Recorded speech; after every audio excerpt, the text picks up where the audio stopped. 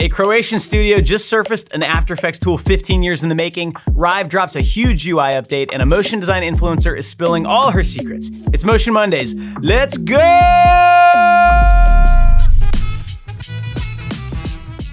Croatian animator Daniel Dam, that's a cool name, broke down this piece he did, and it's the kind of work that looks like a 3D render but was actually made entirely in After Effects. The secret turned out to be 15 years of experience, a ton of talent, and a custom extension his studio, Dammit, had been building and refining. The tool is called Teases. I assume that's how you pronounce it. What it does is turn non-photorealistic rendering styles into one-click presets directly inside of After Effects. It reads the alpha or luminance information in your existing artwork, and it builds pixel distortions, edges, and textures on top of it automatically. You animate normally, this makes it look better. Under the hood, it's using mostly native After Effects tools with incredibly clever effect stacks and expression controls that would normally take a decade of After Effects experience to understand, let alone build. The result is a nice interface that puts a huge amount of compositing power into a very small number of clicks. It's available as a one-time purchase, no subscription, and while it's not the cheapest After Effects extension out there, if you're doing character animation or stylized illustrative work, the time you'll save setting up comps can pay for it on a single project. These are the types of After Effects tools that I really love. You can tell it was built by an artist to solve a problem that artist actually had, not something a developer thought they could sell. There's a great walkthrough on Dammit's site, and while you're there, check out the actual work. Incredible, illustrated-looking pieces with compositing tricks I had never seen before. Epic officially confirmed Unreal Engine 6 is coming, and here is the full extent of what they showed. A Rocket League clip, then a logo. That's it. No technical breakdown, no features, no release window. They dropped this at the Rocket League Championship Series in Paris. The one substantive thing we do know comes from Tim Sweeney, who stated that Unreal Engine 6 will unify the traditional Unreal Engine with Unreal Editor for Fortnite, so assets, worlds, and gameplay can move freely between those tools. He's also teased there might be some magic in there, which is a phrase that means absolutely nothing, and simultaneously, everything. Now, what does this mean for motion designers? Well, honestly, not much yet. Unreal University, a YouTube channel that covers this closely, estimates Unreal Engine 6 is probably a year or two away. Unreal Engine 5.8 preview went live earlier this month with Lumen improvements and a new substrate toon shader, and that's really still the thing you should be focused on. As motion designers, it's always a little frustrating that Unreal is clearly a game engine first and a tool for us second, but the tech is so good. So I can't wait to see what ships in version 6 when it does finally get released. And speaking of, our Unreal for Broadcast Designers course drops this month. Stay tuned for more on that.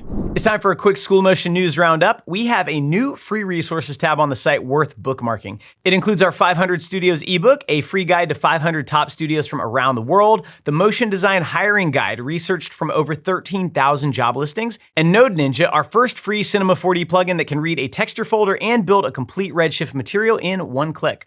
All Access members, and there are now over 4,400 of you, mark your calendars for June 11th at noon Eastern. Our monthly live workshop features After Effects Insider instructor Eran Stern doing a deep session on the shape layer system. You think you know that system? I assure you, Eran knows a lot more than you. RSVP in the community. And later this month, Unreal for Broadcast Designers drops. Jonathan Winbush shows you how to build real-time broadcast packages in Unreal using the MoGraph toolset. We're also dropping another class this month. Keep watching for details and find out about our All Access program at schoolmotion.com/allaccess. Smell that?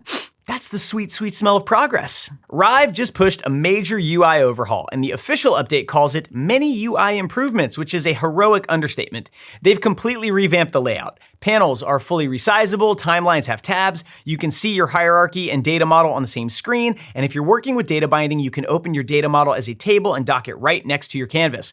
From my own time in it, this is at least a 2x speed improvement. It's faster to navigate and finally feels like a tool you can really commit to for real client work. But how will you learn Rive when all the Rive courses out there are on the old UI? I'm glad you asked. We completely re-recorded our Rive intro course on the new interface. It's in final prep and will drop for All Access members very soon. If you've been waiting for a good moment to learn Rive from scratch, this is it. Watch this channel for the announcement really soon. Developer Davey Loves Code just made all of his Motion Fun After Effects plugins free, and his reason is actually more interesting than the tools in my opinion. The tools are good, for the record. Motion Fun is a collection of After Effects extensions that stand out because they're actually fun to use. Petals, the flagship, was a $39 color palette tool for After Effects and Illustrator. Your palette literally grows flower petals as you add colors. Weird? Yes. Delightful? Also yes. There's also AE Bar, a custom toolbar builder, and Noted for dropping markdown notes inside After Effects projects. All of it is now free forever. Davey posted a detailed explanation, and it connects to something I've noticed. Because of AI, artists like Jake Bartlett and Mikey Borup can now build complex plugins in a fraction of the time it used to take. That really raises the bar for what you can charge for. When someone can rebuild your $39 extension in Claude Code in an afternoon, that price starts to feel hard to defend. When you see the tide changing, you can try to fight it, which generally doesn't work, or you can pivot, and Davey is pivoting, and I really respect the honesty in his post. And for everyone else, more free tools. Time to look at some actual work. 3 pieces this week that are all worth your time. First, School of Motion alumni Marina Nakagawa got to work with art and graft on a film called Made by Dyslexia, a celebration of thinking differently.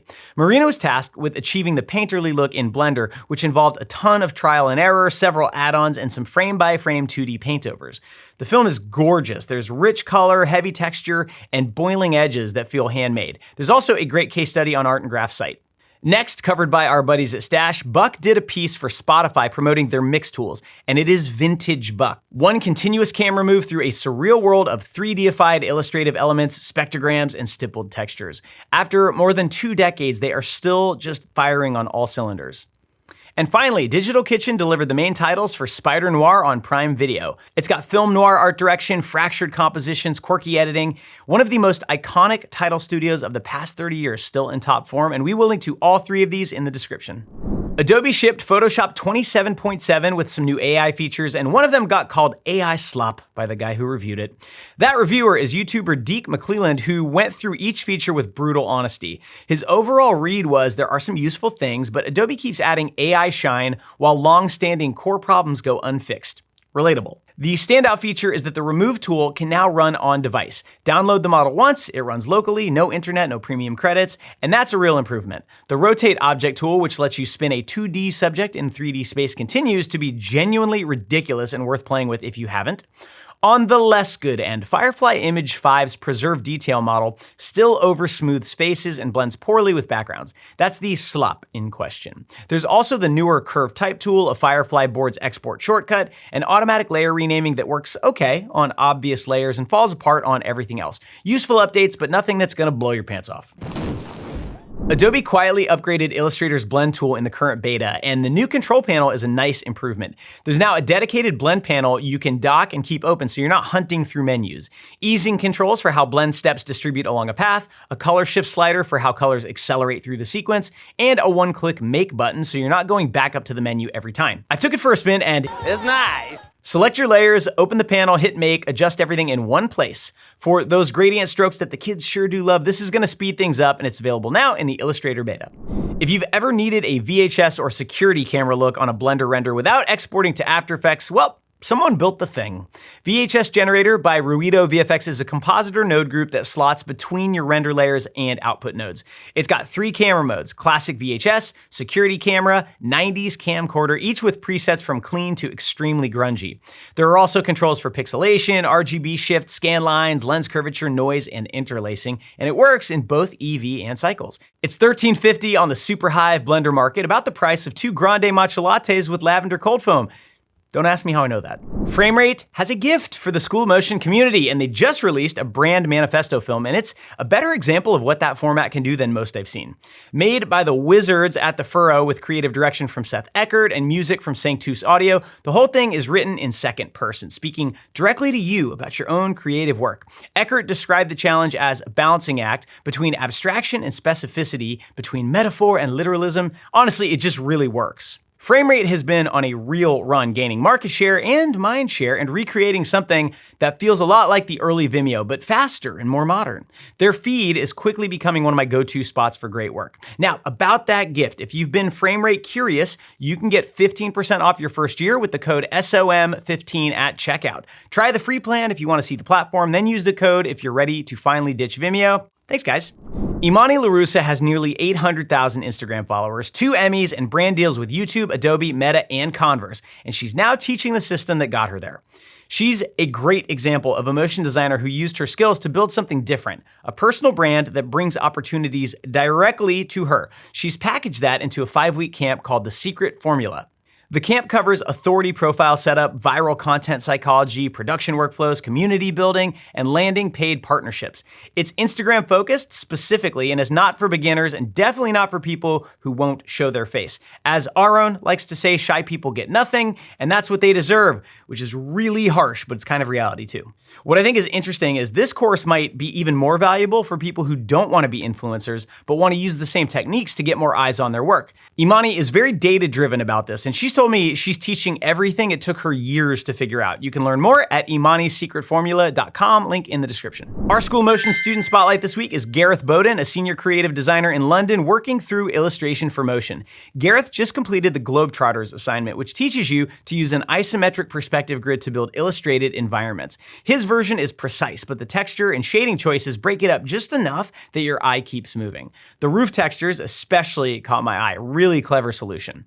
Every one of these assignments looks completely different, and Gareth's is one of my favorites. He said it's tricky to keep momentum while balancing the course with his design job. A lot of people are in exactly that spot, but keep pushing, Gareth. We can't wait to see what you do next. A few weeks ago, I gave a keynote at Ringling's Future Proof Conference in Sarasota, and the talk went up on our YouTube channel last week. Ed Cheatham, who runs the motion design department at Ringling, asked me to give a talk on entrepreneurship. It turned out to be a good fit because every young person right now, and honestly not just young people, is trying to figure out what the future of a creative career looks like in the age of AI. I shared some lessons that I learned the painful way. I tried to say some things that people don't usually say out loud at a conference for students, and got into actual business tactics that I found useful. The core idea tries to answer the hardest question I've ever been asked in my life. I'm not gonna tell you what that is, because then you won't click. But the talk is called You Don't Need a Job. Link in the description, and if you're at the beginning of your career or somewhere in the middle thinking about a change, I hope there's something useful in there for you. And that's Motion Mondays for this week. All Access members RSVP for Iran Stern's live workshop on June 11th. Shape, layer, deep cuts. I promise you will learn something. Watch for Unreal for Broadcast Designers and the new Rive Beginner course, both dropping later this month. Thank you so much for watching. Have an amazing week. See you next Monday.